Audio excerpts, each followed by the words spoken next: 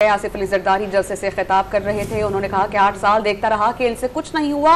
उन्होंने कहा कि आज के दौर में मार्शल लॉ लगाना हरगिज आसान नहीं। पाकिस्तान तहरीक इंसाफ की हुकूमत से मुतालिक उन्होंने कहा कि इक़्तिदार के लिए हमने उन्हें ख़त्म नहीं किया, आज के दौर में हमने बहुत ज़्यादा तरक्की करनी है। उन्होंने कहा कि हमने बीबी शहीद को दफन करके भी पाकिस्तान खप्पे का नारा बुलंद किया था। आज भी फ़लस्तीनियों की बात करता हूँ। उन्होंने कहा कि फ़लस्तीन की बात करने वाला पहला सियासी लीडर हूँ। हम फ़लस्तीन के लिए कुछ नहीं कर रहे।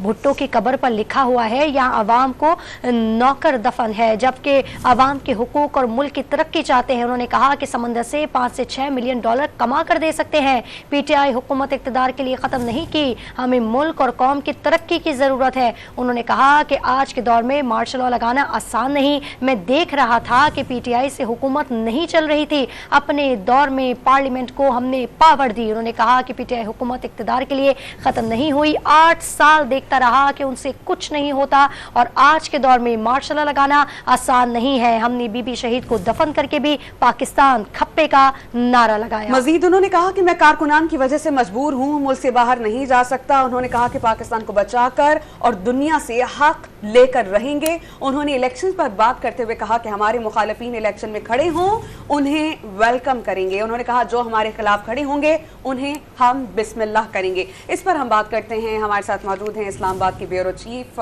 इफ्तिखार शराजी साहब। इफ्तिखार शराजी साहब, आपने प्रेसर सुनी आसिफ अली जरदारी की, अब बाकायदा तौर पर इलेक्शन कैंपेन का आगाज हो चुका है?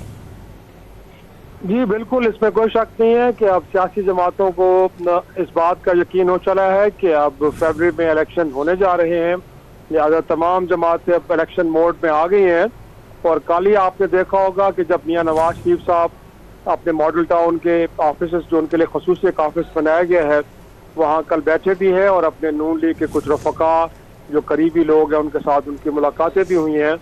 और हमने उसके बाद देखा है कि आज MKM के वफद की उनसे मुलाकात भी हुई और जाहिर सी बात है उन्होंने एक पॉलिटिकल स्ट्रेटजी अपनी बनाई हुई थी और उसके अकॉर्डिंगली वो अब आगे बढ़ रहे हैं। और साथ में फिर पाकिस्तान पीपल्स पार्टी जो जिस मुल्क की एक बहुत बड़ी जमात है, माजी में इक़्तिदार में भी रही है, तो आज आसिफ जरदारी साहब ने भी बाकायदा हम कह सकते हैं कि जो चुप का रोजा रखा हुआ तो उसको तोड़ा है जी।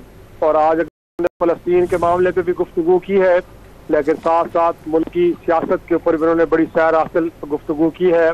और बहुत शुक्रिया इफ्तिखार शराजी साहब, आप हमारे साथ मौजूद।